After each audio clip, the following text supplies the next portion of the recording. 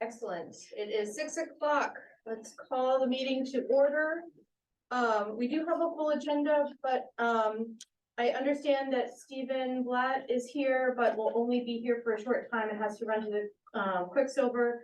So it's start by seeing if we could have a motion to take the agenda out of order to start with the municipal building project update while he is here. So moved. We do have a quorum. Yes. Thank you. And, all in favor? Aye. Great.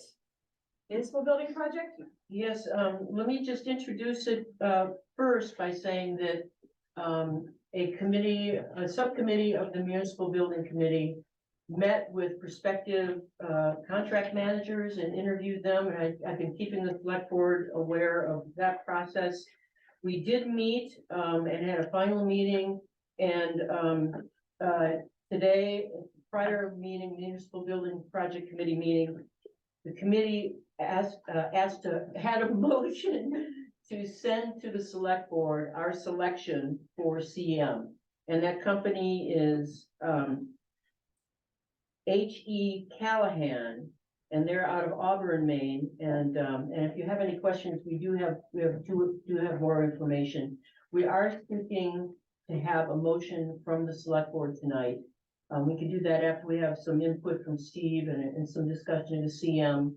And then we want to move from that to a discussion of the new revised design of the building. So two things and hopefully two motions. So maybe we can have first a discussion of the selection of the CM. Pete Anderson was part of that subcommittee. And I think I can say to start us off that they have experience in working in buildings, health center buildings, in addition to health center buildings.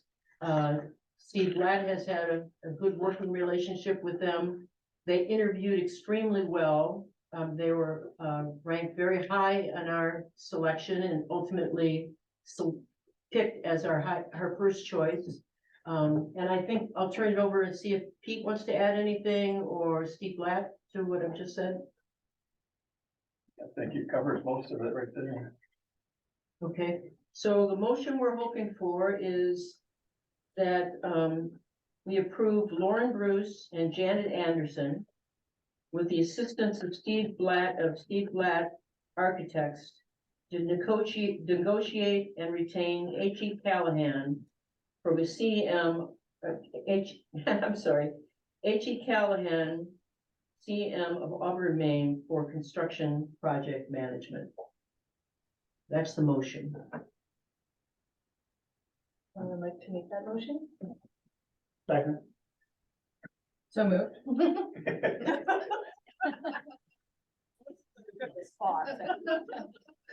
You pointing at me? I'm trying to move this along. Spoken second. Is there any discussion? How many other firms were interviewed or talked to? There was four altogether. Four altogether? And what separates this firm from the other three?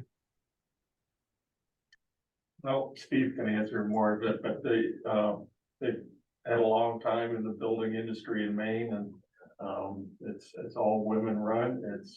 Do you need any more?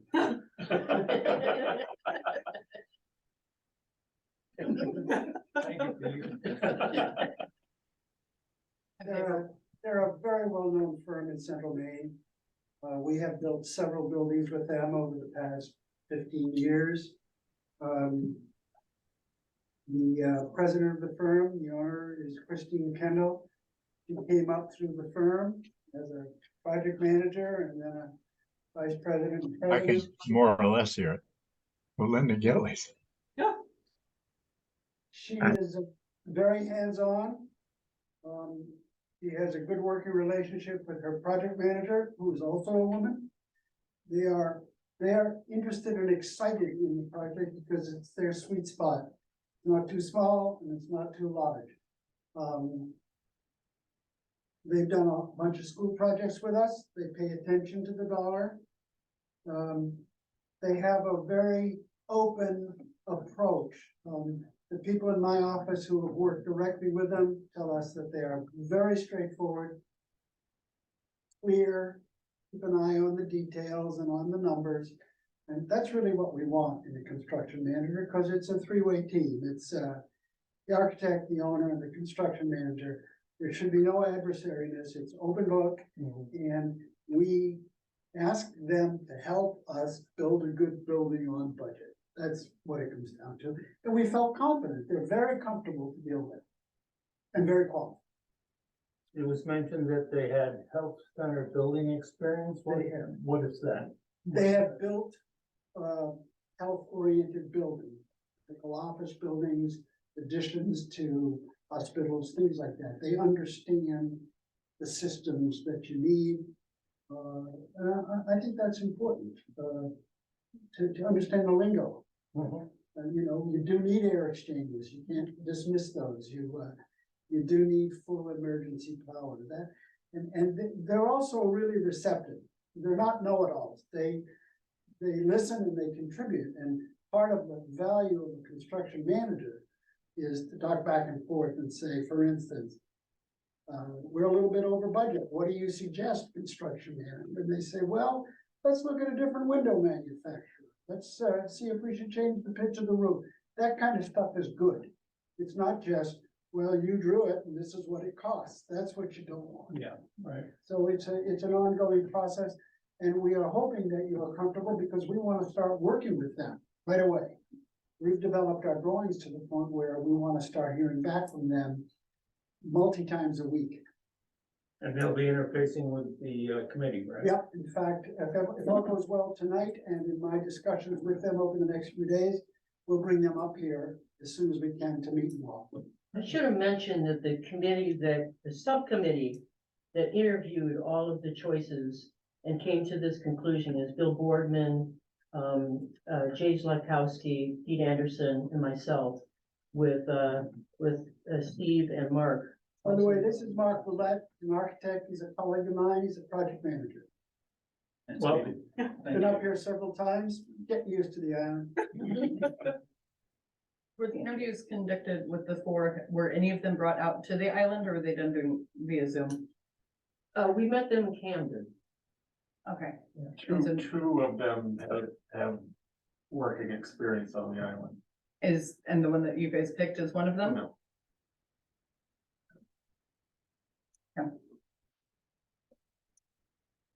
Any further questions, discussion? All right, all those in favor? Aye. It's unanimous. Great.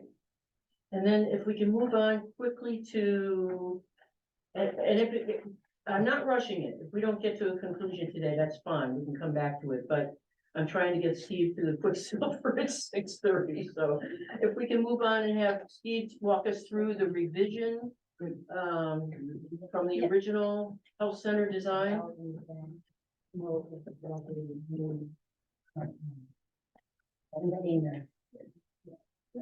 I just want you to know that,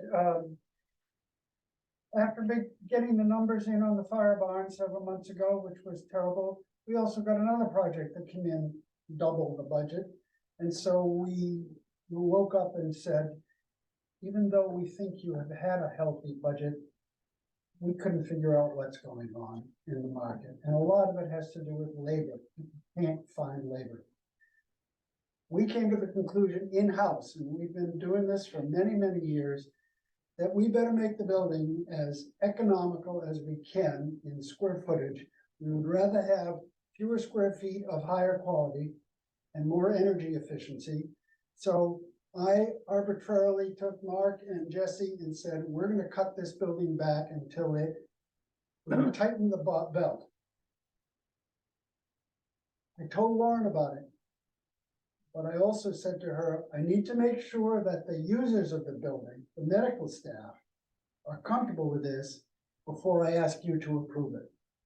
I think some of the members of our building committee were a little concerned about that, but it wouldn't do any good to get your approval if then the medical staff said, no, that's not gonna work for us. So we did that several weeks ago. They're very comfortable with it, and I want to show you what we did. On the left is our concept plan from way back. It was 5,300 plus square feet. On the far left is our new plan, which is 4,500 square feet. It's some 800 square feet smaller. That translates into a little over $300,000. That's real money. And we don't want to spend it if we don't have to. We brought this plan, we have been over it many times with the staff, the new plan, and spent all day today with them going over details. The center is a summary of it. The red in the background is the old plan. The green is the new plan. What you'll see is that we took a big chunk out of the overnight accommodations for medical staff. That was too large. And we took, over in the upper right-hand corner, we had both a meeting room and a lunchroom next to the kitchenette. We took the lunchroom out and said, eat your lunch in the meeting room. They were thrilled with that. Aside from inches here and there, that's the only change. No functional spaces were omitted. As I mentioned, the staff, and we met with very many of them today, quite comfortable with this, and they're also getting very excited. Thanks. Do you have any questions for Steve or for us? Building material costs, Building material cost. yeah. Our project budget cost is about $450 a foot. That's, sounds like a lot of money, but this is a smallish building. This is a big house, that's the size. And so what we're gonna need to do is bring larger building construction techniques onto a smaller scale. For instance, the roof is trusses, not rafters with high ceilings, it's trusses. And it's a slab on grade. There is no basement under it. Stuff like that. That's commercial building. That's what this building is. That's what H.E. Callahan is good at. Way back when I was very starting out, I did a bunch of automobile dealerships that they built. And that's what it is. You build as handsome a building as you can, that's functional, that's easy to clean, put it up as quick as you can. And I think this firm is very interested. We're very interested in the project and the opportunity. And the building materials are available, because the last time I think we talked, you were concerned about that. What we're most concerned about is systems, heating systems and cooling systems, getting a little better. There are fewer ships off the coast just sitting there. They're coming in a little better, and that's what happened. I will tell you that the biggest holdup on all of our projects is Central Maine Power Company, and I hope they're listening. Because they can't get transformers for us. Anyway, we're moving forward. The good point about a CM is that they're gonna know right away from our engineers what the size is, and they're gonna put in a reserve. That's great. We're not waiting till the last minute to bid and then getting bad surprises. Gotcha. So on this one, with the new corrections and the loss of the square footage, is taking that into account now, the new inflations and different things that you guys have seen, you think that this one will come in at what number? Well, we're gonna need to bring it in at what's available, Right, and I don't have that number quite, but it's a little under $3 million, $2.5 million construction. That's our target. That's what the construction manager helps us reach. right. I just want to make sure before, because we've done it when the general understanding was that what we had previously was came in about the appropriate number. Right, And now seeing the new inflations and different things, this is taking all of this into that consideration. is making our best attempt to do that. I do want to tell you that I am not boasting, but yesterday we brought in bids on a public school, and we came in 0.1% under budget. That's nice. I just as soon have come in right on budget, but we were $500,000 under on a $55 million project. Right. We breathed deeply. So I can't guarantee you anything, but this is the way to get there with a CM. Right. One other question, you had mentioned, energy efficiency, is the primary energy savings just the reduction in the footprint, or are there other things that were done as part of this plan? Well, when you're heating and cooling less square footage, you're spending less money, using less energy. But as I say, we want to have budget dollars available for energy efficiency in this building. Reducing the envelope is a good way to do that. And I think you'll find that one of the things we've done is compared to that picture, our roof pitch is a little shallower, so we have less volume to deal with. We don't have to approve this change now if you're not comfortable, if this is too quick. But it's just going in the direction of making more efficiencies in space. It's not extensively reviewed by the health center staff and providers, so we don't have a problem from that perspective. It should save us money, which should translate to bringing this in on budget. And that's what all this effort's for. Was today's meeting that you guys had, was it publicized as to see the revisions and everything else, so townspeople had a Yes. chance to, and it's been put out to them? Yes. Okay. You wanna wait and bring this back to our next select board meeting? I'm torn on it because I understand I don't see if there's anything that's urgent about needing to do it. The materials and everything else are going to be there. The CM, I have no problem with getting them started with it. I don't see that anything's gonna change. I do think that shrinking it isn't going to necessarily overly affect the approval of the townspeople and stuff like that. I don't foresee a giant uproar about it becoming smaller. As long as the Fred, Mert, and the health center employees have all agreed to it. They were involved And so, extensively. We've spoken with Mert extensively, we've talked to Fred a few times. He doesn't use the medical building. And Mert is very conversant in the systems, the underground water and all that stuff, and we've talked to him and we continue to talk to him. We talked with him today on it. So, and Dory, Owen, and All of them. Beth all gave their sign off on it. we were with them all day today, Yeah. and all day last Wednesday, and probably next week. Mert just left just a little while ago. I know Desser Oh, yes, is involved and everybody. Christine Ross. Randy, everybody,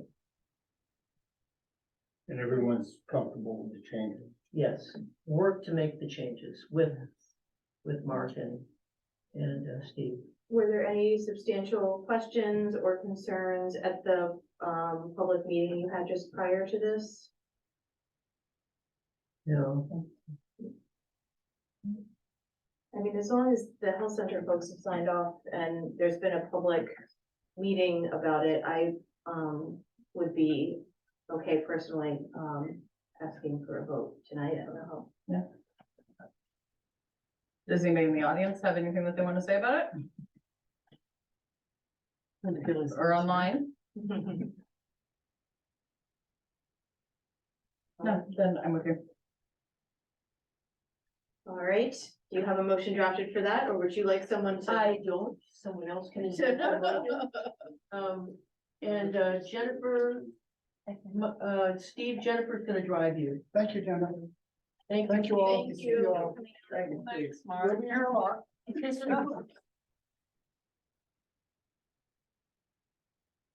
Melissa, do you have a motion? No, go ahead. I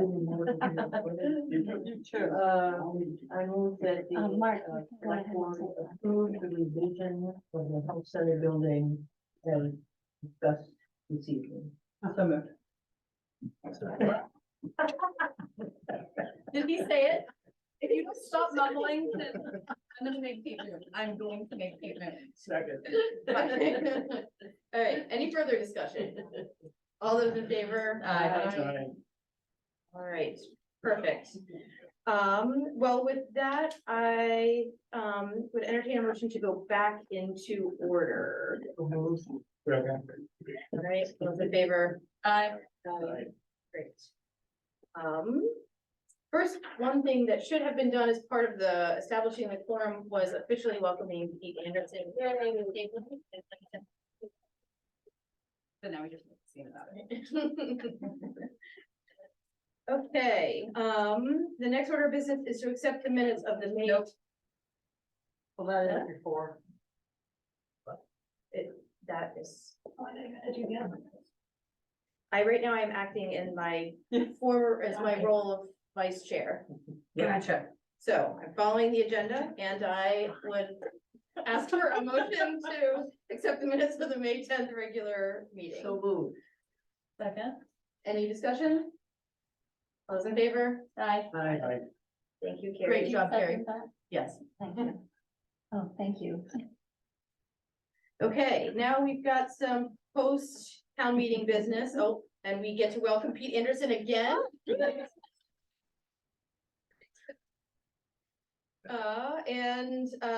We need to elect a chair and a vice chair.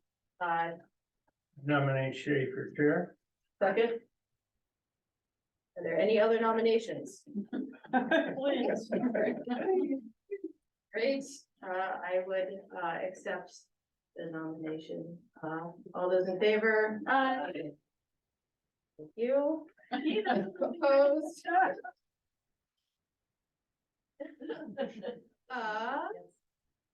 Next up is a vice chair. I nominate Lauren Bruce to be Shay's vice chair. I would second that. Any other nominations? Pete nominated Phil. Make it interesting.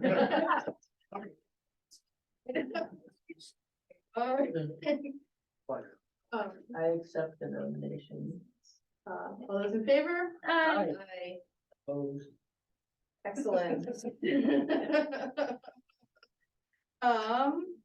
The next thing we have to do is assign the signers for the treasurer's warrants for wages. That, the folks that currently have that signing power are. Lauren and Phil. And I make a motion that if Lauren and Phil remain the signers of it. I can't second. second, Pete did, excellent. Any discussion? Fine with me. Excellent. All those in favor? Aye. Aye. And you'll sign on that clipboard, is that the clipboard? I think you passed it to you. This one here. Yeah, Oh, and I can, or you can write in your names, or I can do it for you later. But you can sign at the bottom. Okay, and then the last thing that we need to do is appoint a replacement for the Waldo County Budget Committee, which was a role that Gabe filled. Is anyone interested in? I nominate Phil. I second that nomination. That was a record. Well, no, I was thinking that Phil would be good at it because he always does his spreadsheets and he's very on point with the numbers. And I think that he would represent us very well.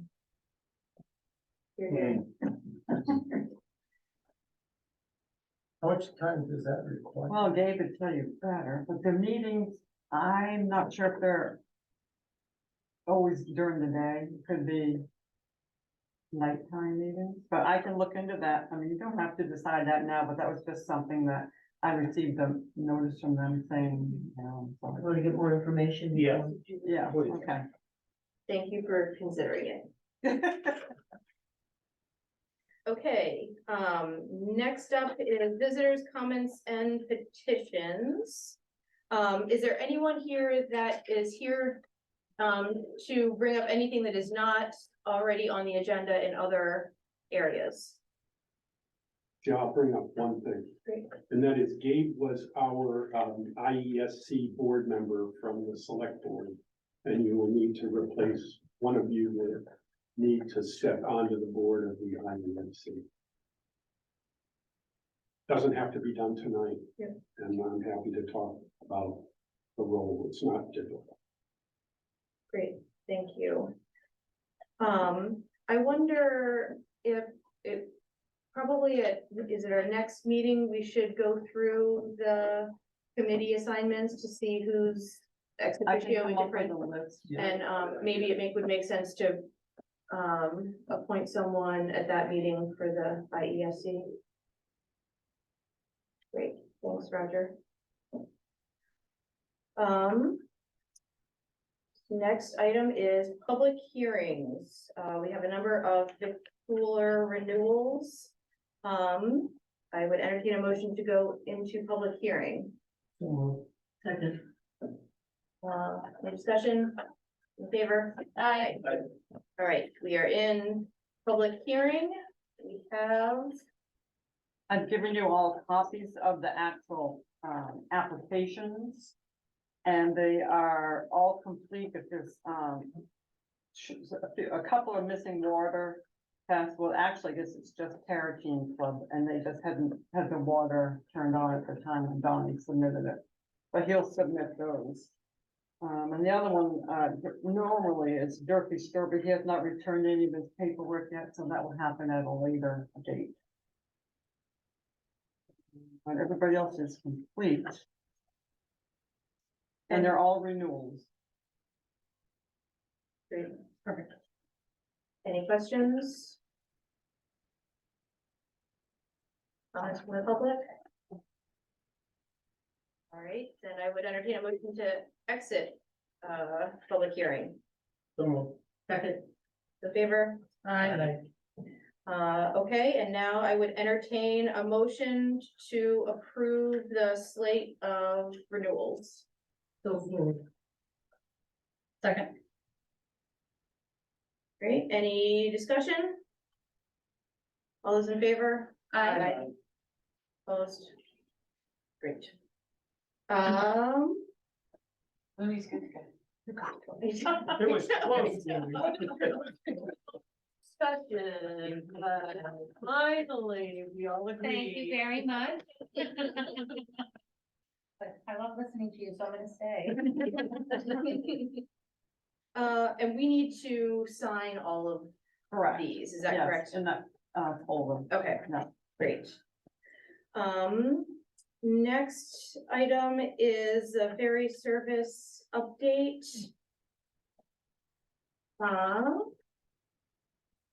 Don't have anything specific, although I am grateful to hear that Dave is willing to continue as representative, alternate representative for the ferry service, so that's great. John King's giving a talk Saturday. Is that about the ferry service? At the library. No, that's about the golf course, which is, I don't know if it's Audubon. They're applying for, to be an Audubon accepted golf course. And I think he's gonna talk about what they've done on the golf course. Oh, it's a library program. Yeah. I did see a poster that Melissa that posted. I can make it.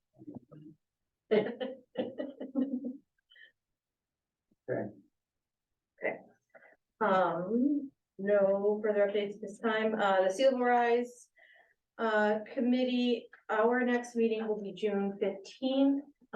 Right now, Lauren is helping to lead the communication subcommittee and drafting a communications plan, which we will discuss and hopefully approve at that meeting on the 15th. Sort of just thinking about kind of the big picture kind of arc of what we're hoping to accomplish with, is that probably at the end of sometime in August, we're hoping to have an engineering firm on board to do an alternatives analysis for options at the Narrows.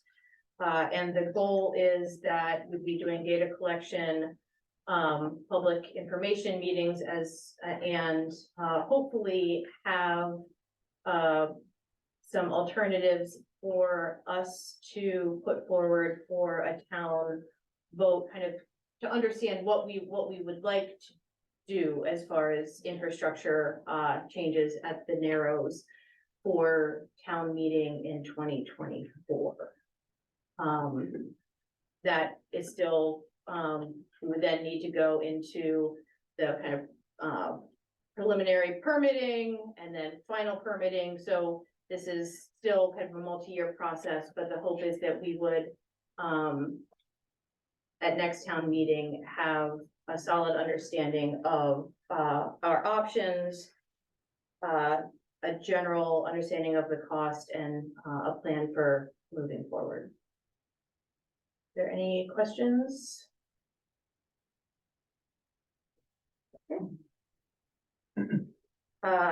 Next up then is upcoming meetings and subcommittee reports. Looks like there's a planning board meeting on June 5th.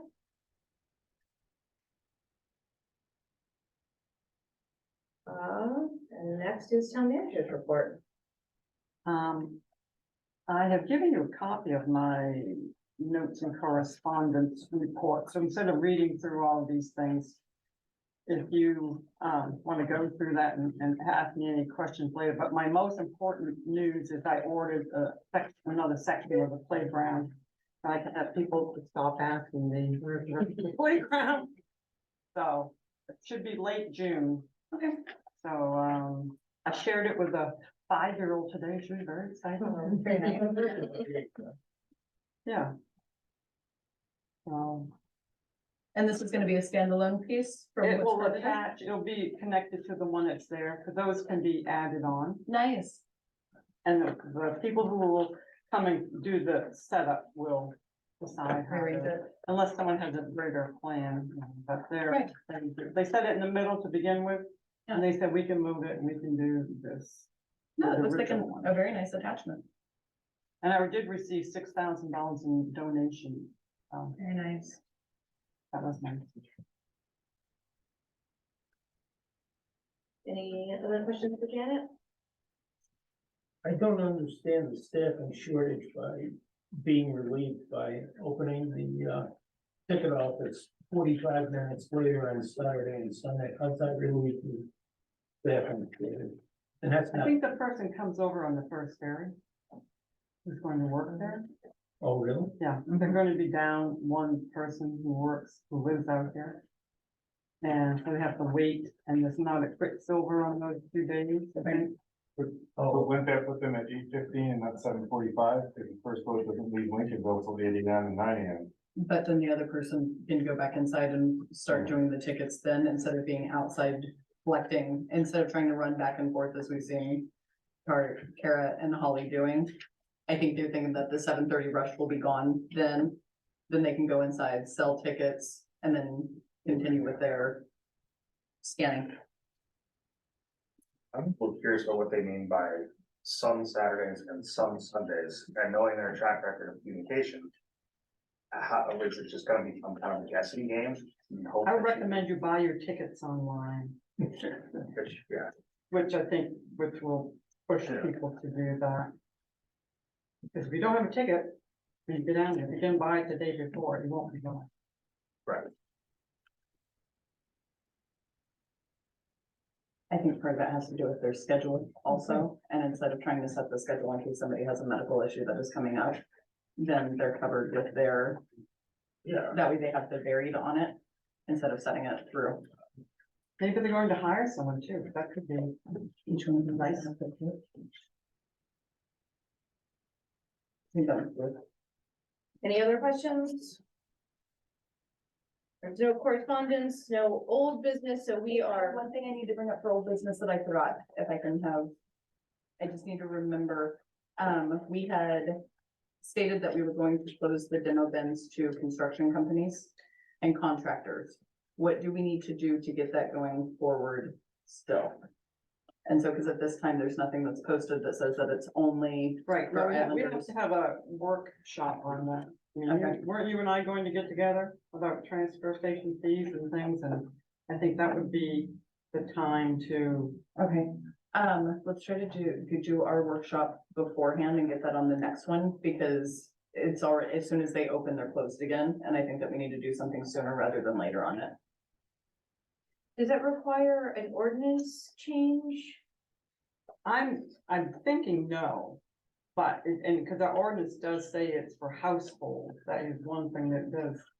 It is listed in there as household, doesn't mention businesses, but no, Right. But, I haven't seen anything that, specifies businesses. I think we need to have a discussion with a couple of, how is this gonna affect everyone before we, Right. I'm in agreement. Before we get into the height of the busy summer buildings season, because that's been the big thing that people have been asking me about lately. And I completely spaced it the last time that me and you needed to talk beforehand. But making sure that the planning board is on par with it also, for a permit, then construction companies need to have a dumpster that they're not gonna be utilizing the town anymore. Right, I talked to Dave about, and that's putting something like that on the application too, Yep. if this happens, just to remind people that they would need to. But, yeah, no, we need to work it out, so I'll get together with you. Thank you. So you'll come at the next meeting with some recommendations about the best way to roll it out and Yeah. make sure that we're communicating. Yeah, and if I have to get another container just for cardboard, I mean, never mind, that's cardboard.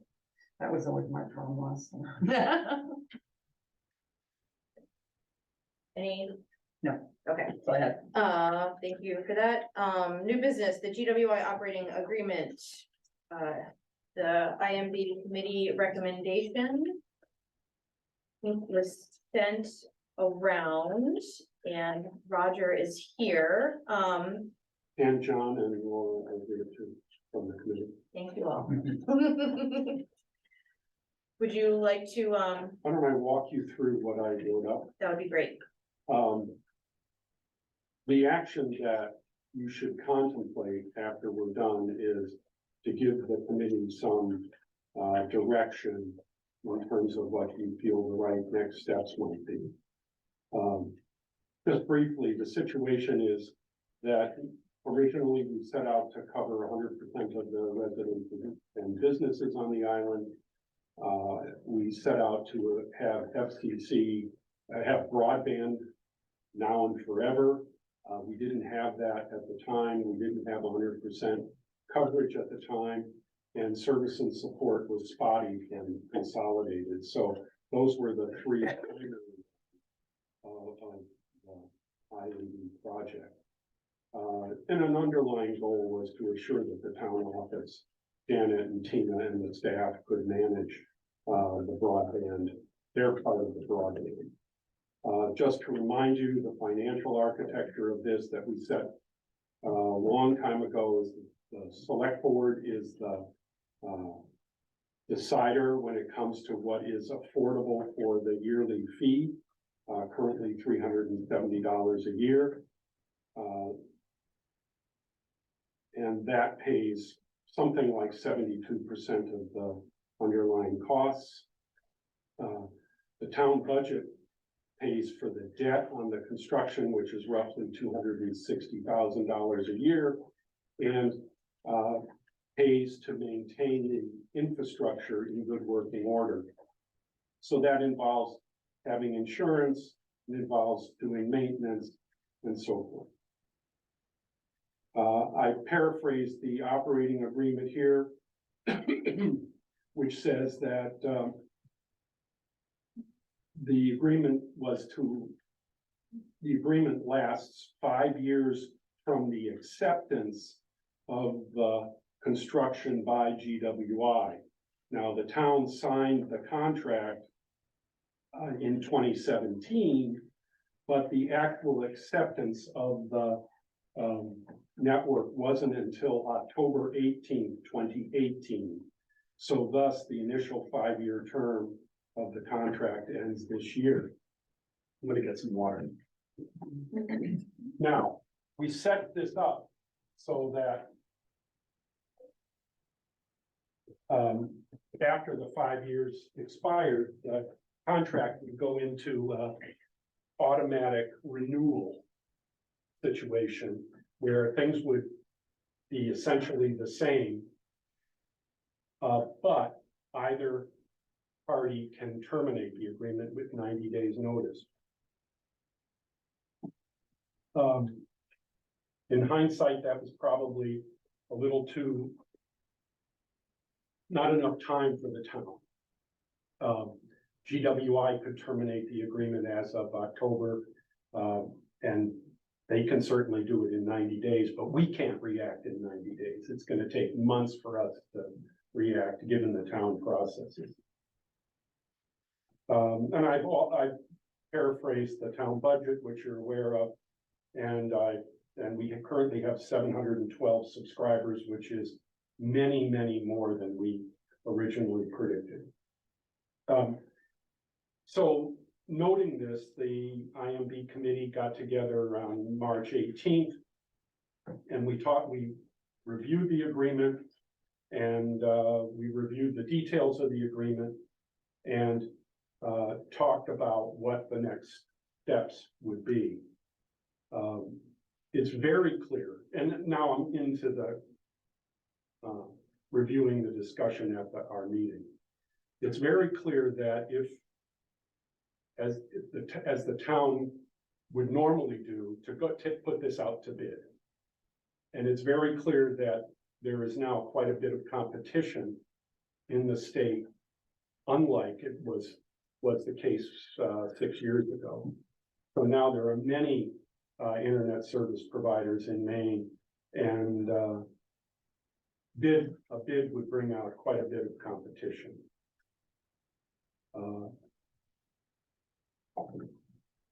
But the issue with the bid is that it would be quite a complicated and expensive process, in our opinion. We will likely have to hire someone to help us write the bid. As I would say that no one on the committee does not have the expertise to put together that bid, although we certainly have the expertise to put together a bid for the consultant that would help us do it. So we have to be cognizant of the fact that the current town budget includes no money to fund this process, even the consultant, which may be several tens of thousands of dollars.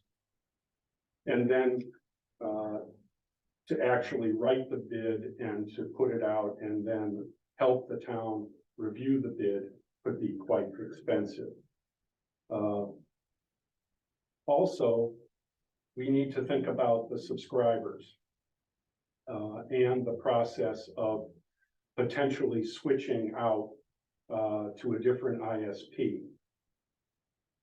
Sort of a silly thing, but will probably impact 300 or 400 people in town, is that their phone system, their phone service will likely change in a switch away from GWI. That may or may not be true, but it's likely to be true.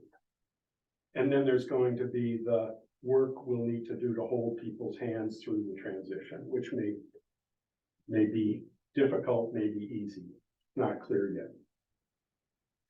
So as we talked about this, Vern suggested that maybe a first step might be for us to go and discuss this with GWI and frankly seek a better agreement with them. And then hopefully come to terms on a new 5-year agreement and save the town the money for the bid process and the complexity of doing that. That was an interesting suggestion at the meeting. We clearly thought that was a good idea. I then took it upon myself to speak with the town attorneys at Jensen Baird to find out whether that was even legal.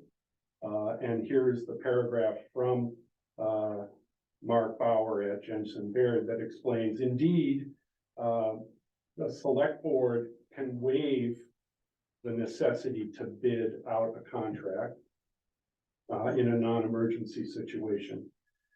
So it's possible that we could seek a better deal from GWI. And if we can get that, then we would bring it to a town meeting for approval by the town. And if we can't get a better deal, in our opinion, then we just proceed with the bid process. So that constitutes the recommendation for you all, that you authorize us to go and speak to GWI, which we haven't done yet. And outline and discuss with them whether or not they would want to do this. And then seek to get the terms nailed down for a better deal, hopefully cheaper. And hopefully, a little more specific about some of the issues that we have with the current contract around repair costs and so forth. And I've listed those, and it's not important to go through those tonight. What we're really trying to understand is, are you comfortable with us going forward to GWI and asking to negotiate terms and avoiding the bid process potentially? And if we can bring that back to a town approval, then we wouldn't do the bid. And if we fail, we just start the bid process. So that's where we're at. John, Laura, you were at the meeting. Anything you want to add? Well, I think that's an accurate summary. Okay. That's it. Well, it makes the most sense. Start where you already are. Yeah. But it is a little bit different than what we would normally do. Which would be to move forward with the bid process. But according to Mark, we can forego that. Yeah, and I'm not, there's nothing in what we're doing tonight that's asking you to actually waive it. You would only waive it if we had a better deal on the table.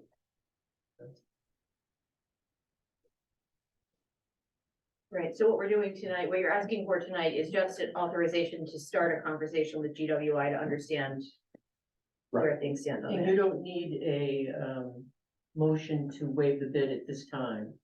Okay. We're not asking for that at this point. We're simply saying, let's postpone the decision to start the bidding process to see if we can get them to come to terms that would be more favorable for the town and the taxpayer. I don't know a whole lot about this, and so forgive my, Please, when you would be having a discussion with GWI, with them, if we opened it up for a bidding process anyways, correct? no, we would just give them a bid package.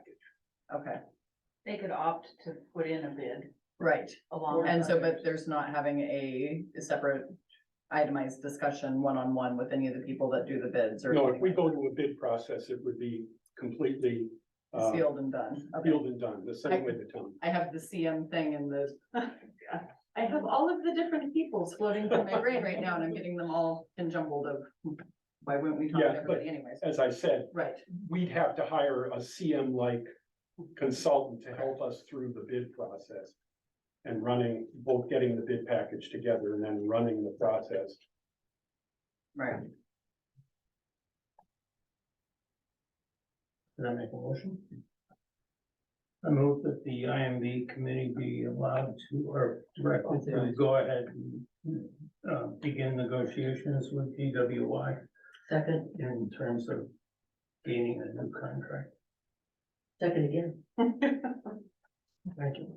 Any further discussions or questions? I want to clarify one thing that I maybe didn't spend enough time on. A deal like this, if we were to have a proposed deal, it would have to be approved by a town meeting. The same way the last one was, A new contract? a new contract, yeah. Any new contract. Yeah.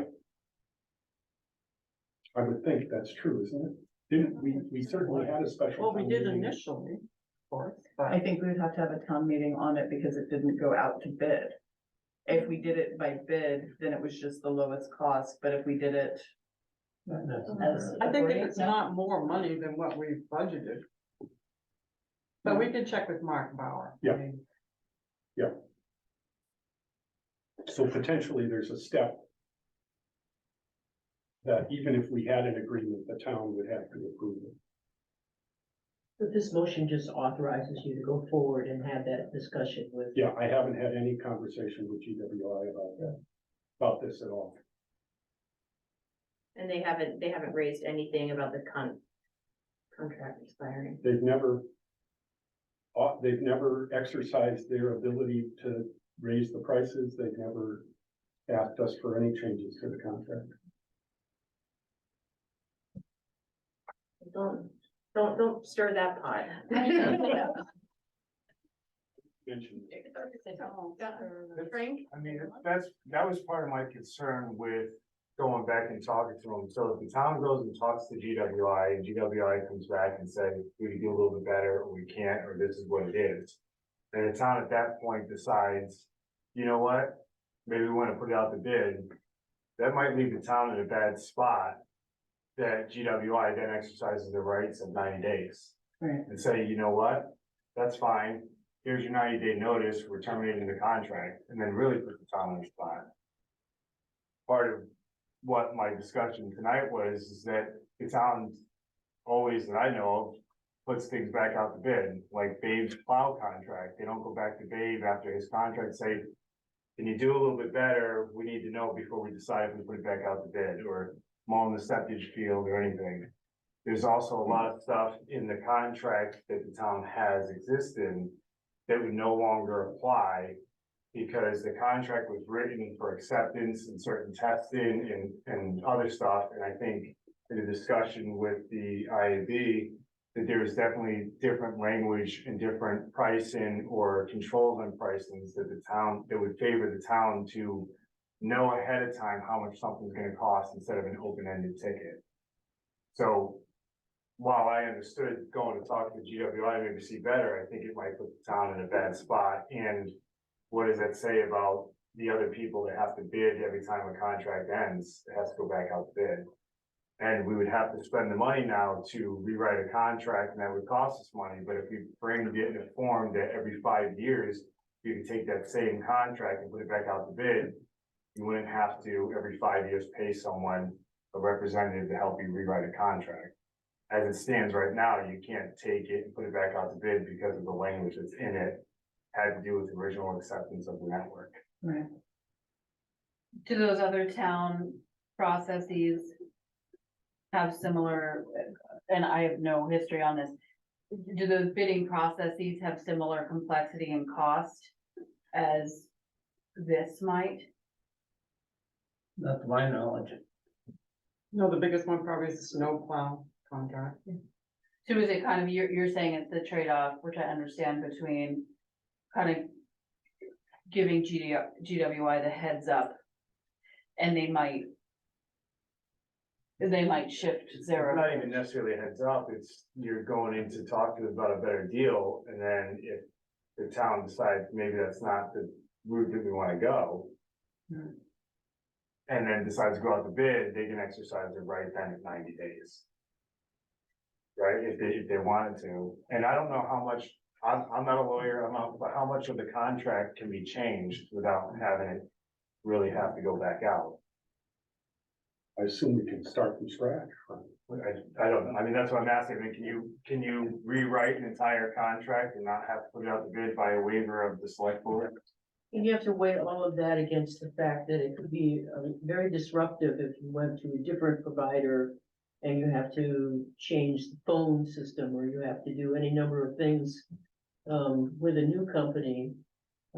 So there's pluses and minuses when you look at either, trying to go back to GWI, GSI. Yeah, I mean, Frank brings up a point, there's a risk in any of this. If we decide tonight, if you were to come back and say, no, our comfort zone is, this should go out for a bid.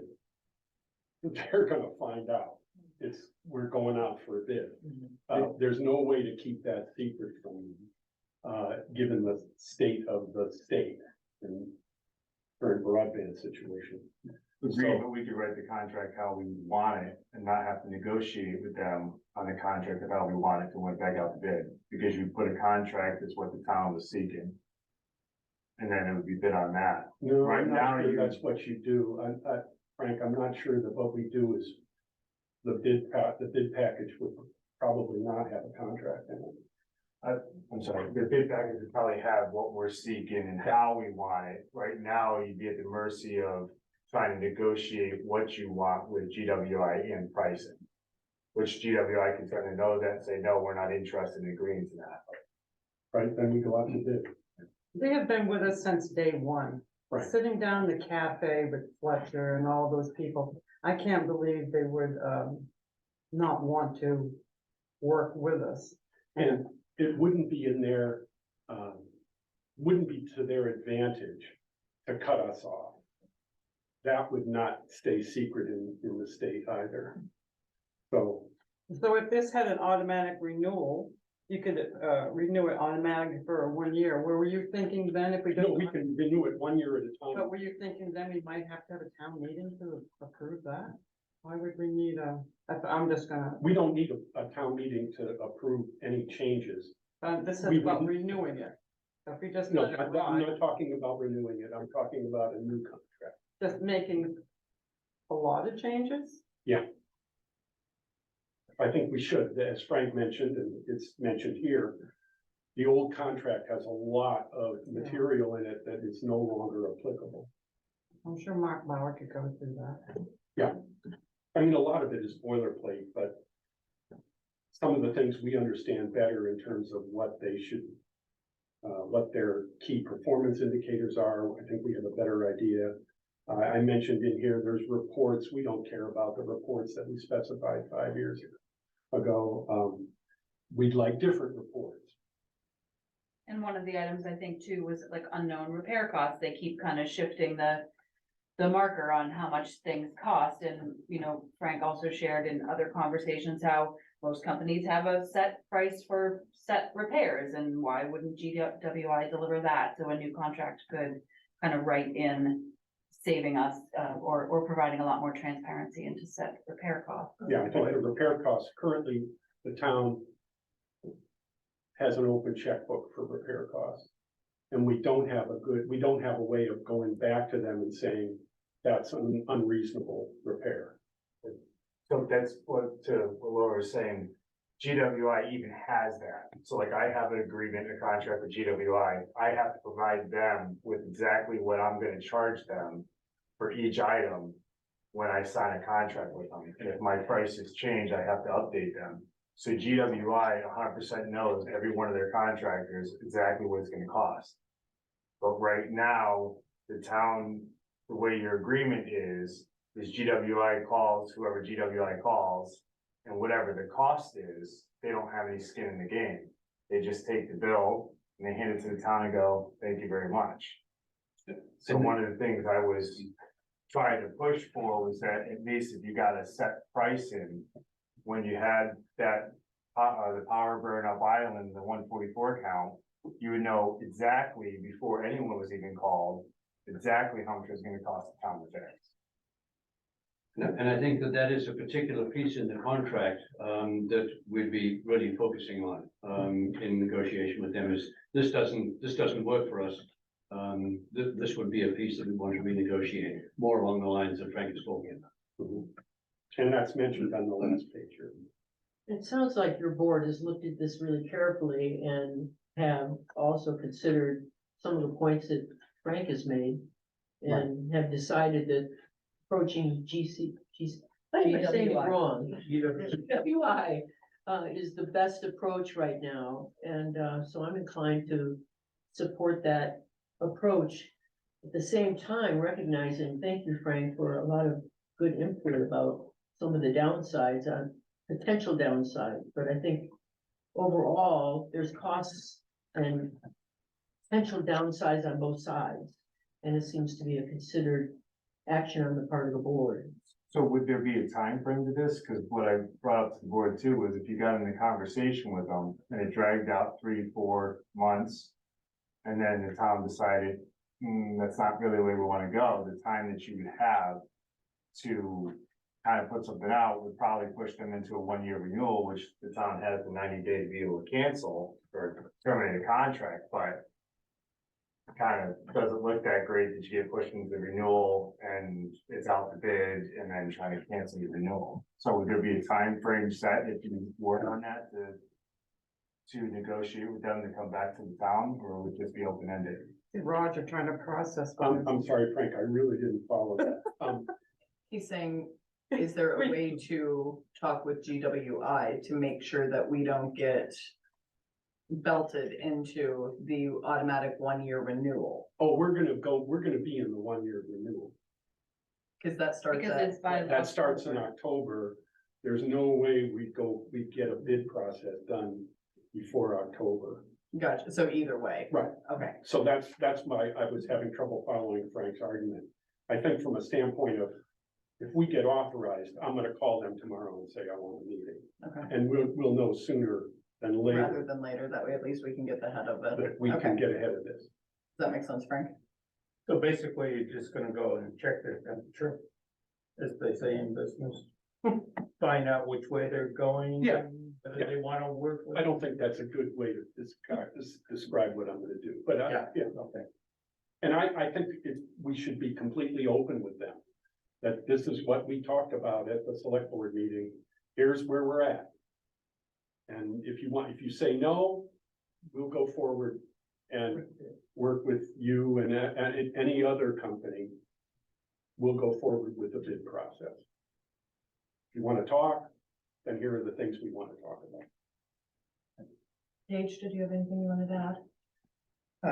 Most of it was covered. The one thing I would say, some of the issues that keeps coming up with the fixed price bidding is, we gotta remember two things in my mind. One is, this operates not so much as a for-profit business, it's more community service. That kind of clashes in the way the industry is working for the pricing tiers. The other, of course, with that is, we're on an island.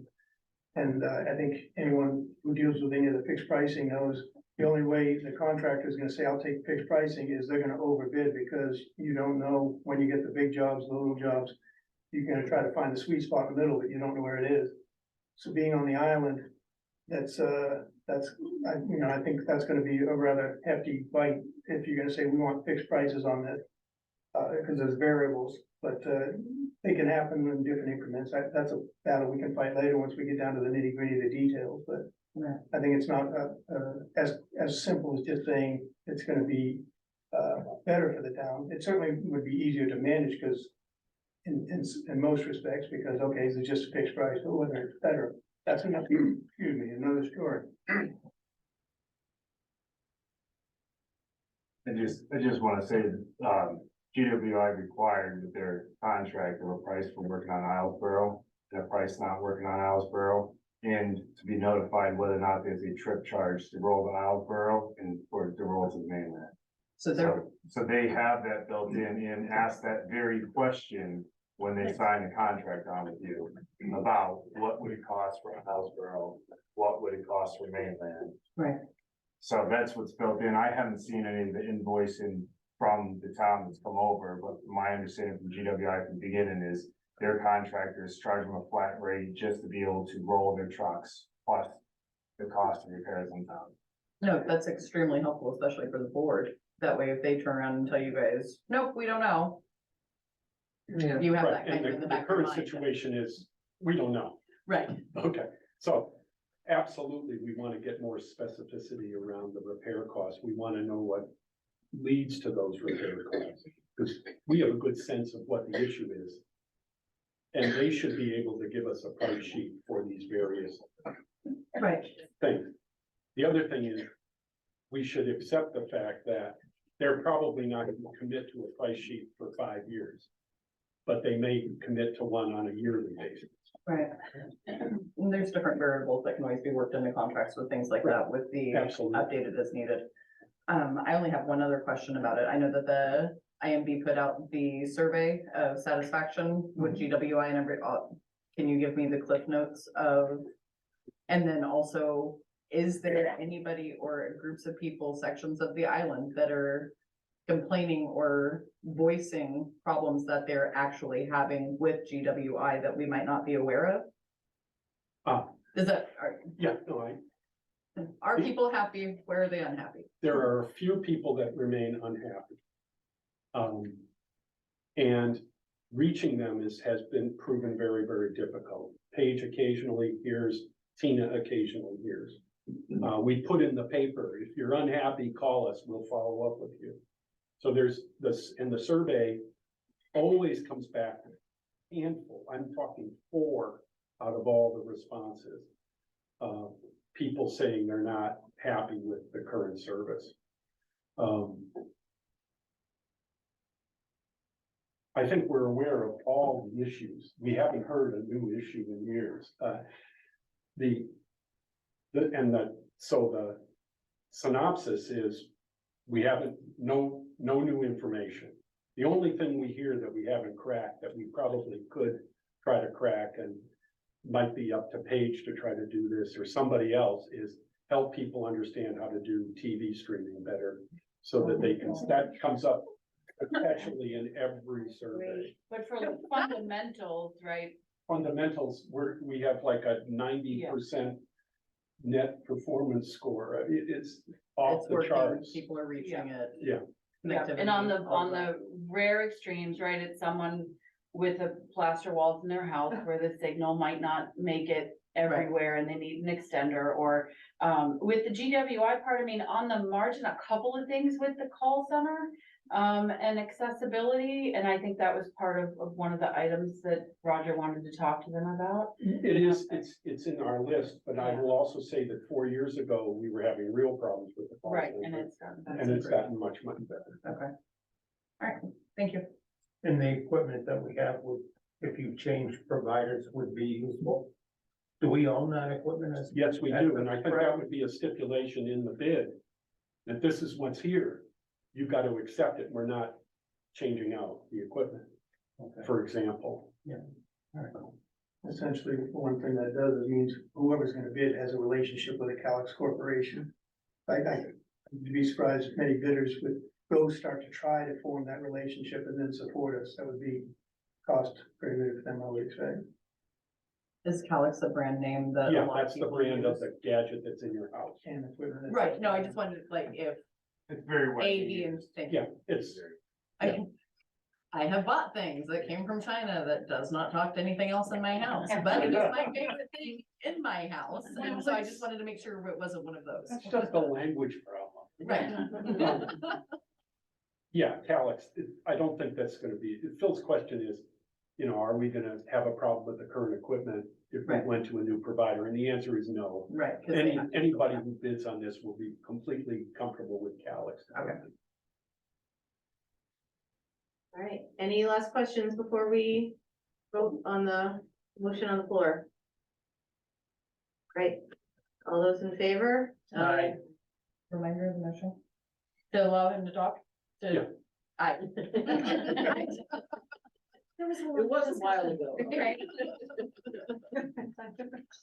So It's give me a Pete's couple, first day and I'm in a new chair. Okay, come on. so give me a couple meetings and I'll come back and report.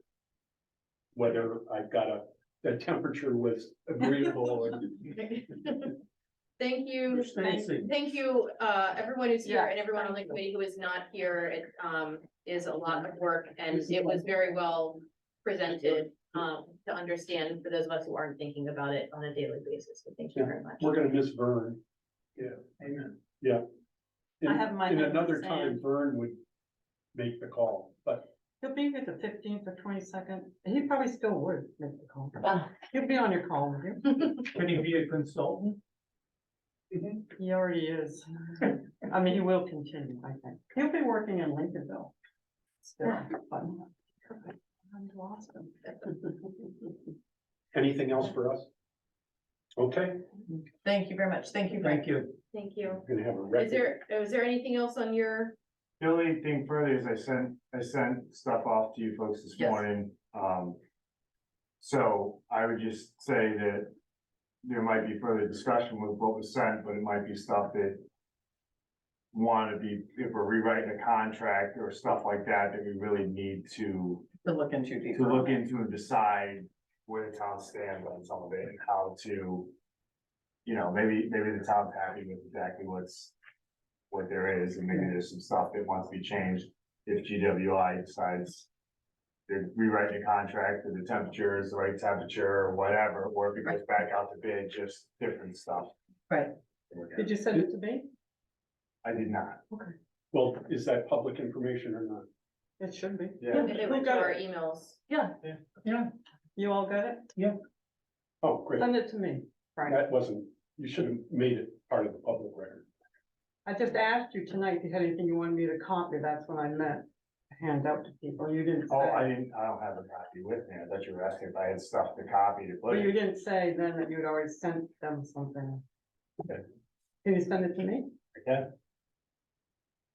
So you'll send it to the committee? I will, Okay. unless you did send it to the committee. No, I didn't, but No, it's All right, I'll completely do it. secret, the usual thing. I'll do it. oh, I didn't, is that public record, your recommendation?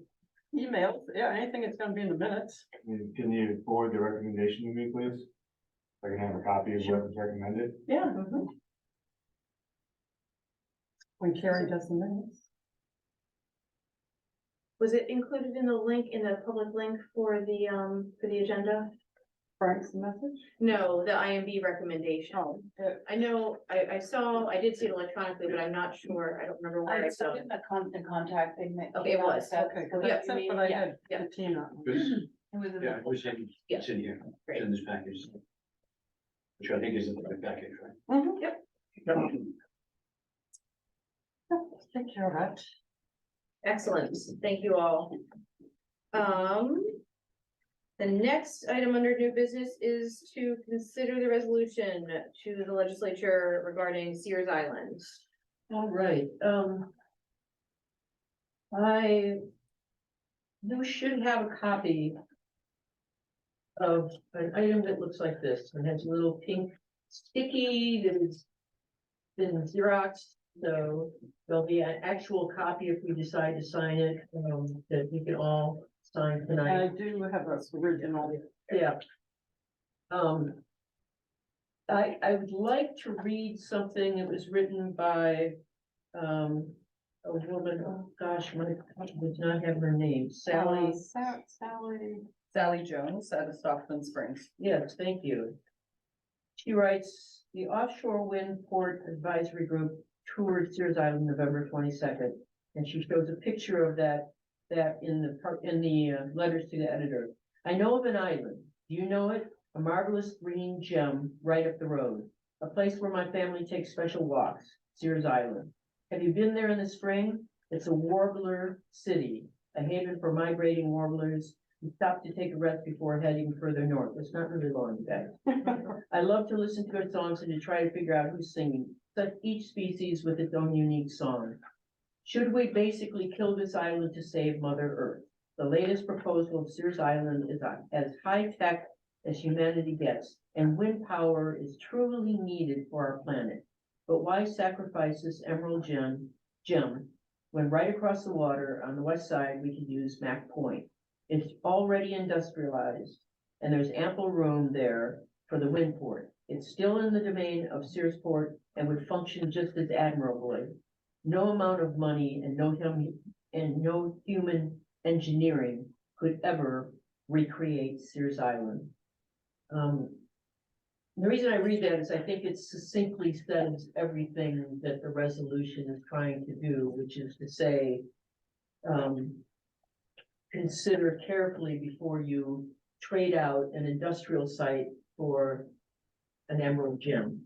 You know, if you have another choice, I think the state should be thinking carefully about why they would choose to use Sears Island instead of Mac Point. And then the resolution, I don't know if you want me to read this out loud, if that would be good at this point, but it basically says that the Islesboro Select Board applauds our state government's vigorous response to climate change and offshore wind research. Bills currently before the Maine legislature, including LD 1895 and others, recognize that responsible offshore wind projects should proceed without further ecological harm that would exacerbate climate change and thereby undermine the central offshore and wind goals of reducing carbon emissions, producing affordable electrical energy, and providing workforce benefits. Proposed offshore wind projects require manufacturing, assembling, and launching the turbines at a dedicated purpose-built facility, sometimes referred to as an offshore wind marshalling hub. The Islesboro Select Board understands the crucial importance of applying strong, proven environmental standards and existing state and federal policies to siting, and construction of manufacturing, assembling, and launching facilities or offshore wind marshaling hub. Applying the above, developers of any offshore wind marshaling hub, including any project by the state of Maine, must, one, ensure that the least environmentally damaging plan is pursued. Number two, favor repurposing outdated industrial and or energy sites for the proposed facility. Three, avoid damaging underdeveloped and ecologically significant locations. And four, consider impacts on wildlife and fisheries. And again, all we are saying is that should be strongly in the equation when you make your decision about where to site a facility like this. And it supports wind development. It supports having a port, but not on Sears Island. That's the gist of it. So this would be a resolution that if we agreed to it, we would send to the towns and islands in Penobscot Bay. And then I'd like to follow up with phone calls to chairs of select boards to say, do you have any questions or concerns or thoughts about this? Are you working in conjunction with, the Friends of Sears Island and IIT on it? Cause who's the one, cause we just did this in January, didn't we, also with the statement January, we did a resolution. and all of the signatures and This everything one, also? this one brings in LD 1895, which is new and a piece of legislation that they're looking at now. And adding that language into that. Perfect. Is the comment period is that bill still in the work session? That is a good question. Steve Miller might be able to answer that. I know that it was. Go ahead, Steve. Can you comment on that? Did you hear the question? Please repeat the question. Is LD 1895 still in work session? Yes, it is, although, I guess I'd like to make the point that there's a bunch of offshore wind stuff going on in the legislature right now. LD 1895 is one bill, 1818 is another, and there are two or three others that I don't even have LD numbers for at this point. So it's a hot subject in the legislature right now, and so it's especially timely for Islesboro and other communities to express a point of view so that the legislators understand what this might mean to municipalities in our region. So in addition to sending your resolution, if you do adopt this to towns, I hope you do also send it to legislators.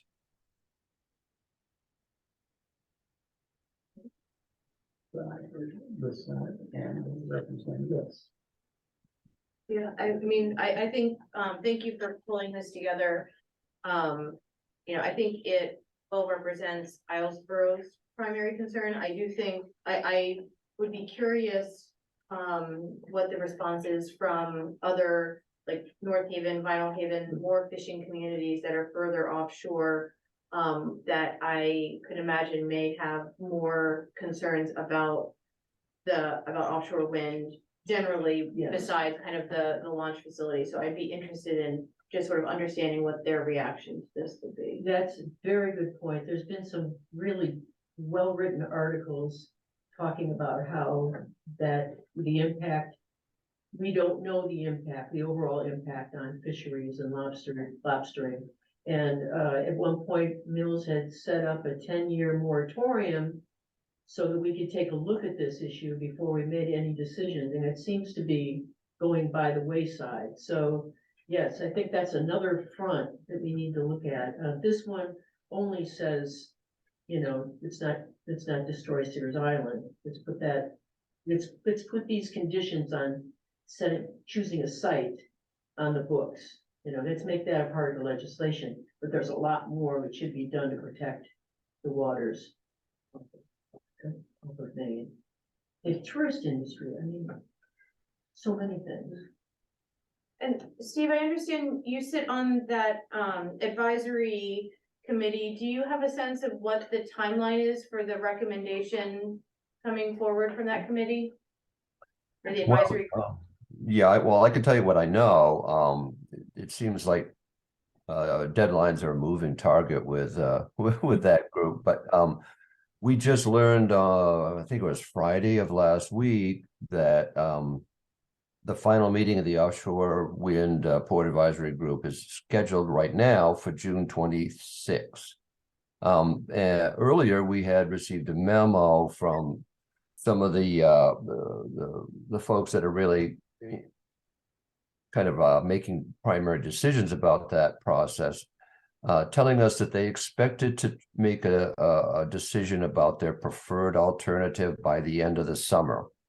It's not a hard date, but that's what we were told. And then they would proceed, once they've decided what they see as a preferred alternative, to dig into applications. And there's no expectation that there'd be anything built for a few years. And the application process can be very, very lengthy. But by the end of the summer, we've been told they will be telling the public and the rest of us, all of us, what their preferred alternative site is.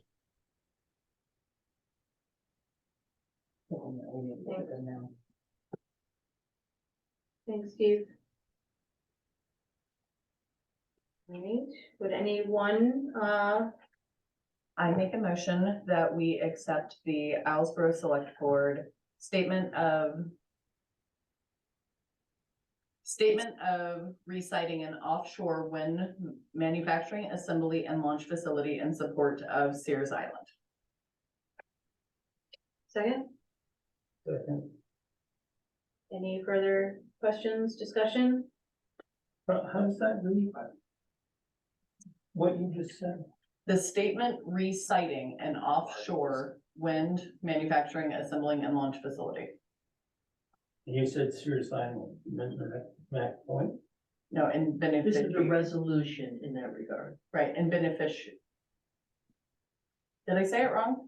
I want to keep Sears Island the way that Sears Island is, and so therefore we should support them building anything on Mac Point and leaving Sears Island alone.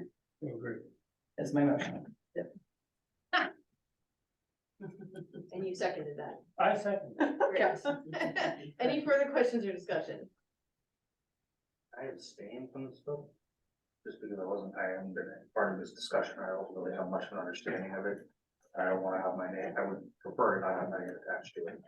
So, is that gonna, does it have to be a unanimous situation? I just, Democracy. Do you not want to sign the, yeah, well, I mean, I feel a little out of, my realm of ability, comfort, for a couple of different reasons, but one of which being that I was not part of this discussion to begin with, and therefore, you know, my input was not there. Doesn't necessarily reflect my opinions of the issue. yeah, 'cause this just came to the board yesterday. Yeah. Okay. They haven't been talking about It's- this one. And it doesn't say we don't do wind. Right, no, I understand. I just think, as these discussions have gone on in other, in previous days, previous years, it feels like a lot of effectively like a not in my backyard sort of behavior. That if we're all recognizing that we need alternative energy, that we're all recognizing that wind power is a good way to go. It seems that the legislature is already taking into account, trying to make sure that they're doing it in the least damaging way possible. And that I just, I don't have any connection to this area, to the Searsport area, to the Sears Island. I've never been there, I've never seen it. But it seems to me that if that truly is the most beneficial place for there to be wind power, that, you know, if we're truly supporting wind power, then we should support its most beneficial location. And I'm curious where the belief is that the state is sort of doing this like kind of flippantly. I think one piece that you might not be aware of is Mac Point is right next to Sears Island, Mhm. and it's a prior industrial site, so Right. they're simply saying, they're trying to decide between those two sites. Use Right. the one that's already been used. don't use the ecological, that's the nub of it. And they're But not, what happens, what if the science winds up showing that that Susan Island is the more? so they're not looking to put a wind power plant there. They're looking to do a hub in order to do manufacturing. It's not where the wind will blow, it's where they can ship from. And And they bring assemble into, there on the Right, flat side and and then then assemble. take it out by barge. Yeah, I would not consider myself to be part of this, just because I don't know nearly enough about it. To want to sign off on it or something like this. Yeah. So. But I also don't want that to be, stymied the voice of everybody else. No, Majority rules and majority rules, right? Yeah. So, no, cause we can still send that just without a signature. yeah. Yeah, I guess the question, I know that there is some time sensitive nature to this. I guess the question I have is there value, I guess, in having further discussion to clarify a position that you would feel comfortable signing, or would you prefer to just, I think just in my time, my education I studied geography. I went to college in Farmington, it's a very progressive school. We hear this argument a lot. We have to be progressive, we have to make changes, and then as soon as there's like movement that direction, there's somebody who says, well, we can't destroy the earth in order to, Not in my progress. backyard. Exactly, not my backyard belief, and it's just something that like, there is a fine balance between progress and destruction, and it would appear to me that our state is one that would want to follow that line and would want to be very considerate of that. I would prefer personally to see it play out, I suppose. But ultimately, I don't know enough about it to. It's been a topic of discussion in the board for quite some time. I mean, not this exact issue, right, but there have been resolutions about Sears Spears Island Island. for quite some time. It's like there's two islands and he's the one that's already had commercial. I mean, that's how I look at it. Right. Don't- And what's the impact on that commercial site if they need to repurpose it to this? It's already, yeah, that's not the problem. That's not why they're considering Sears Island as opposed to Mac Point. It's mostly that they want to develop Sears Island beyond just having the port for the wind facility. So even though Mac Point, in all of the scientific studies that I've seen, is equal to the potential for, either site is a potential for using it as a base. That's not all that they want to do. They want to do more at that site, so they want to develop beyond that. I think we're comfortable. And who's with gonna your benefit stating- from? could I actually ask a question?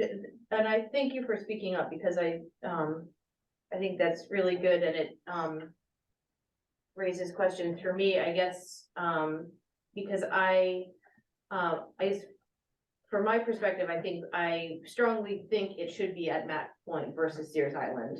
I don't know that I would oppose a facility being built in Penobscot Bay if it ended up being on Sears Island. I don't, my like strong preference would be Yeah. Mac Point. Yeah, I think Mac Point, that's, the argument is, I think that's what this is saying. yeah, Is we're not saying no, right. but we are saying we would prefer it to be at Mac Point as opposed to, not touching Sears Island. But it's the last line is we oppose the development of the facility on Sears Island. But the previous statement saying, preferred for. I guess what I would. was saying is that I might actually not be as comfortable with the last sentence, because I don't know that I would oppose the project if their that's the ultimate, only if place- that is the only place that they could develop Yeah, it. that But I would is have a what- strong, Yeah. preference for Mac Point. maybe you could reword it from, you know, if any such offshore wind facility is to be built in South Bay, we say it should be built in Mac Point.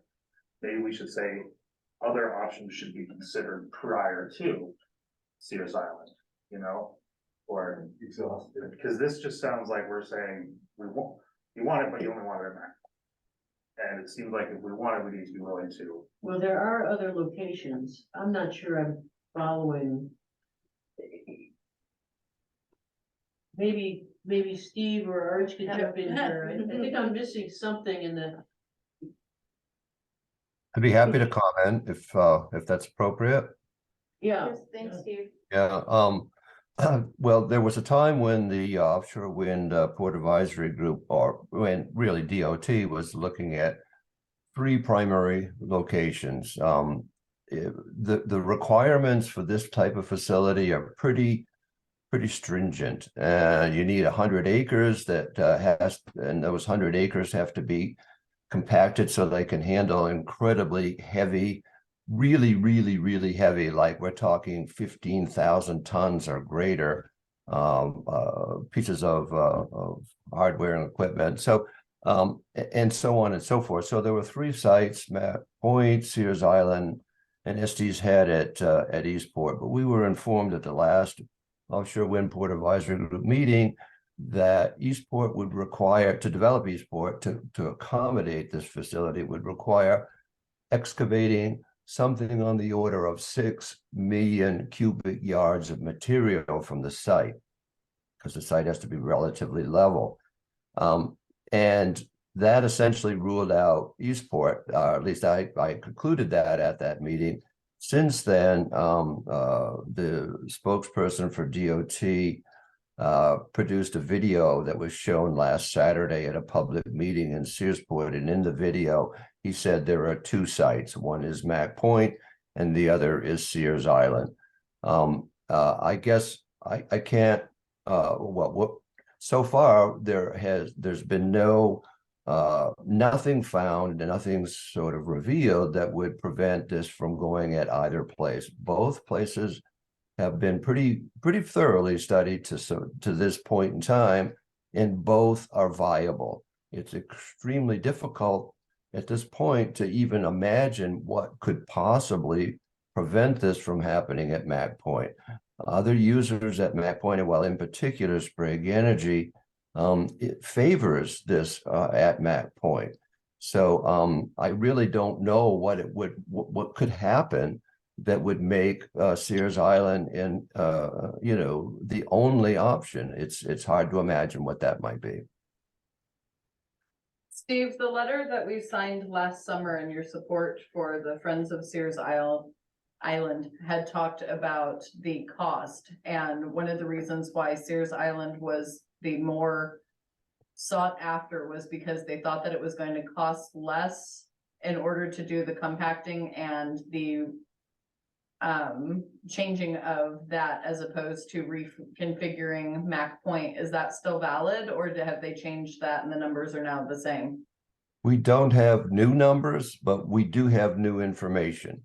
One of the problems with the earlier numbers was that it didn't consider what mitigation costs would be associated with developing Sears Island, and it didn't consider what the long-term maintenance cost of road and infrastructure to support this at Sears Island would be. It also, the difference in cost projections from, this is from 2021, really. So they're old, but those were the difference was based on dredging. More dredging would be needed at Mac Point than is likely to be needed at Sears Island. On the other hand, what we have learned during this last year or so is that the amount of dredging needed at Mac Point is not as great as they thought it was in 2021. So that clearly is going to reduce the cost of dredging. Therefore, the difference between the two on that one item alone is definitely not what it was back in 2021. But with the mitigation costs for developing Sears Island not even considered in the cost estimates originally, is a huge issue. The cargo port that was proposed for Sears Island in the 1990s failed because mitigation costs to develop a cargo port at Sears Island were so great that, the state decided it wasn't affordable. So it's a big issue, and to have it not identified as a consideration in estimates originally is a pretty major oversight. Thank you, Steve.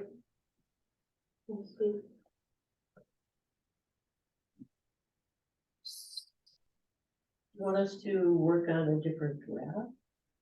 I personally would feel comfortable with it if we even just deleted the we oppose development of that facility on Sears Island and enforce, I guess, so focusing on what we want rather than what we don't want feels better to me.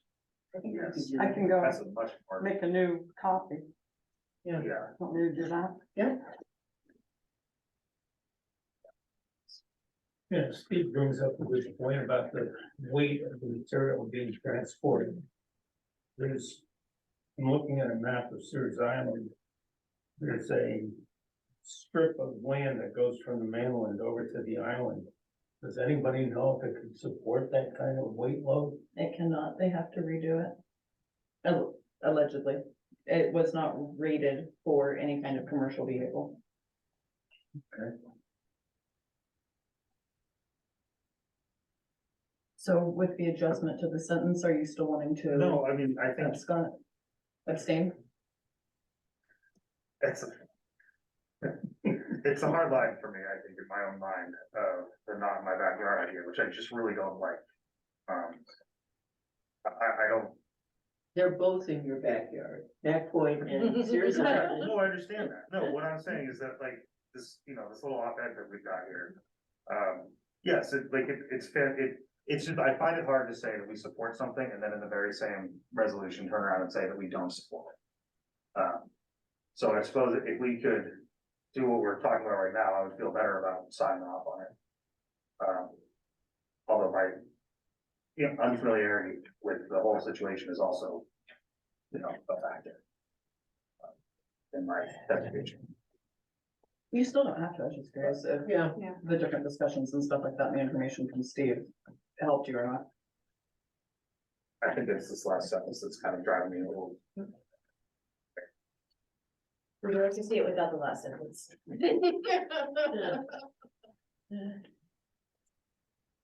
Let's see.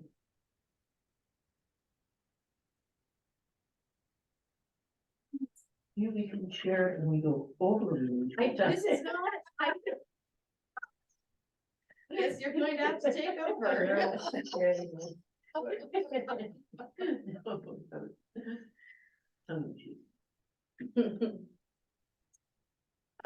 Okay, is there any interest in, or I guess in amending the motion, to reflect the new? I will statements? retract my motion. Okay. And someone else can make a new one.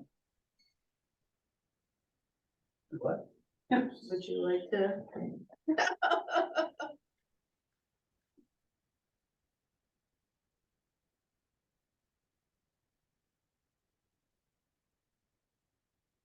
Have you seen this thing? Yeah, he just read it. And what's your opinion of that? It's better. It still feels like we're kind of trying to say that we support something and then we also do not support something. But this feels better that we're suggesting that if this is to proceed, we believe that it should be here versus there, which feels a little bit better to me. It feels better enough. So I'll make the following motion that the board sign the what do you call this? Resolution to support wind farm construction. What are they? No, I'm sorry.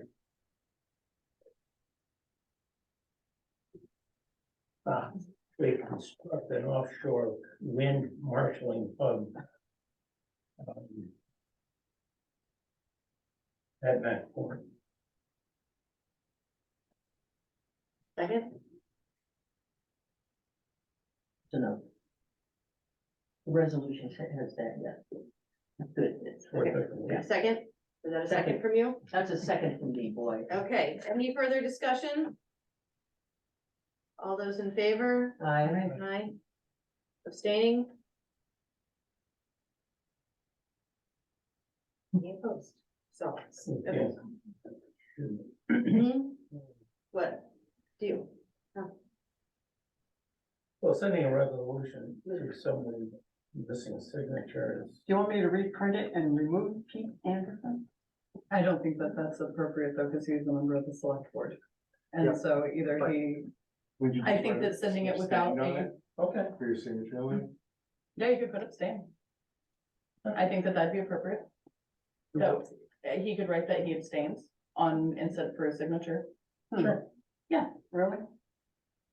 At least there's a line I don't know that if it was that's- filled in. It shows that he was a part of it, or No, no? you're right. He's part of the board. You should have. to- His name should be on there. I would just not, I wouldn't put abstain, I'm just not, I would just not sign it. yeah. And that's fine. Yeah, and I'm okay with that. I think that's a better way to go. We need to reprint it. I don't mind, I mean, I can. Well, no, I need no, it on- just not have him sign it. Yeah, His name yeah. still needs to be printed just without a signature. Yeah. Yes. And you can always say it's the other Pete Anderson.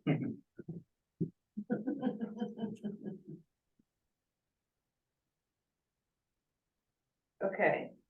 No other business. Next up is approve the warrant for FY 23, number 24. Second. Any discussion? All those in favor? Aye.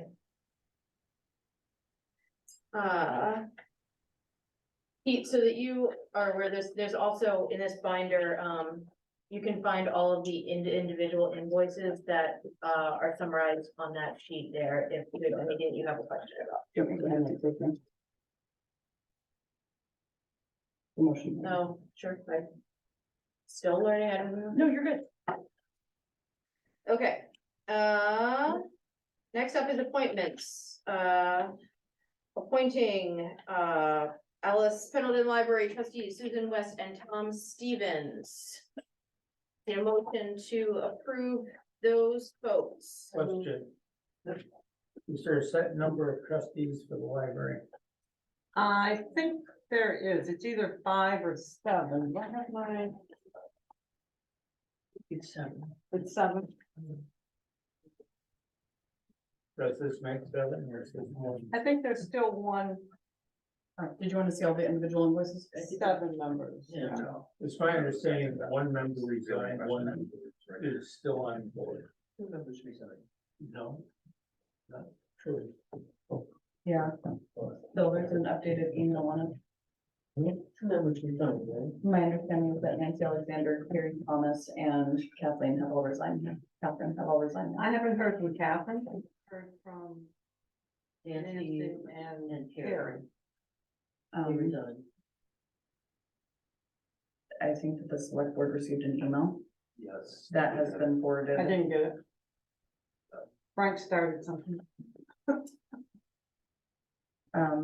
And he's got it over there. Blue acceptable? Yeah. you can. Well, not on that. Two problems. Good Lord, that's a Um, good start. at 3:18 as of today, there was an email that came through to all members of the select board and Carrie with a request to forward it to Pete Anderson, which he's advised that he received. At the end of it, this is from Catherine, that she is submitting her resignation from the Pendleton Board of Trustees on the May 24th, 2023.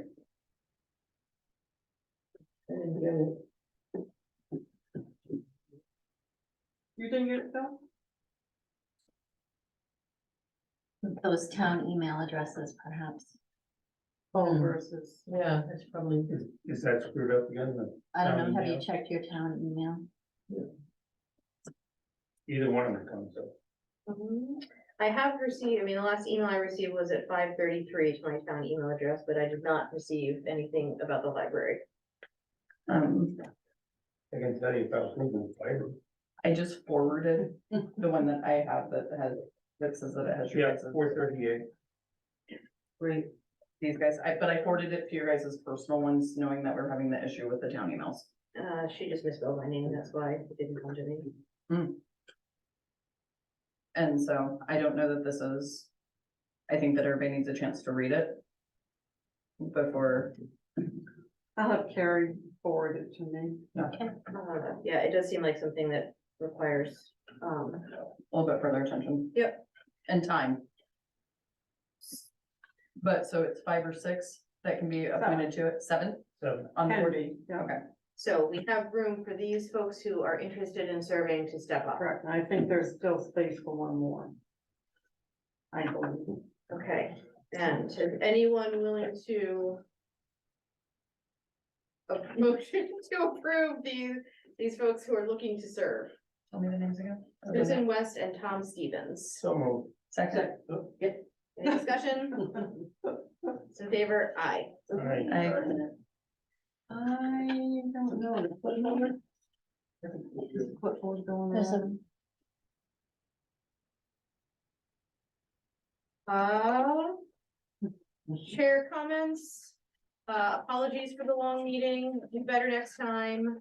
But it is nice to see, it was nice to have people here and to have, substantial discussion. The only other thing that I would say is just a reminder for, I think it's only relevant for Pete, Melissa and myself, but we do need to do the training. Yep.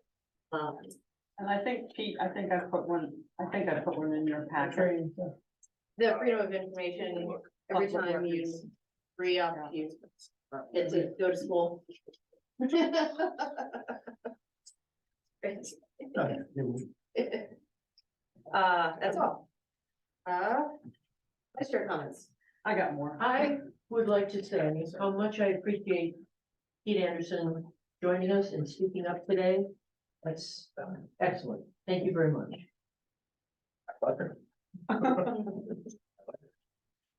Bill, Democracy in action. Good for you, Pete. What we're here for, right? Yep. On board.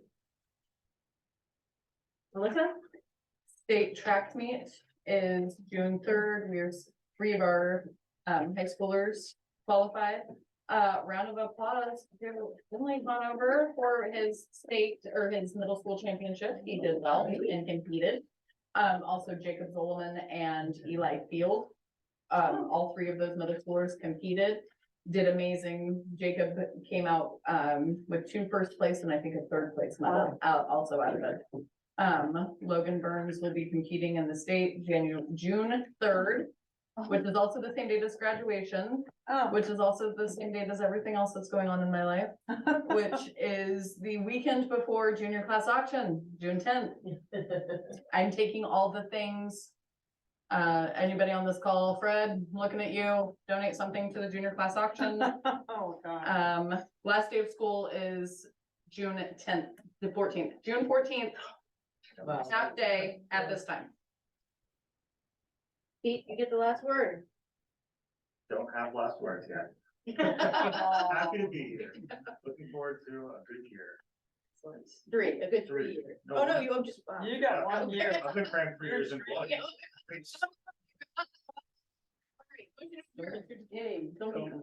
Excellent. Yeah.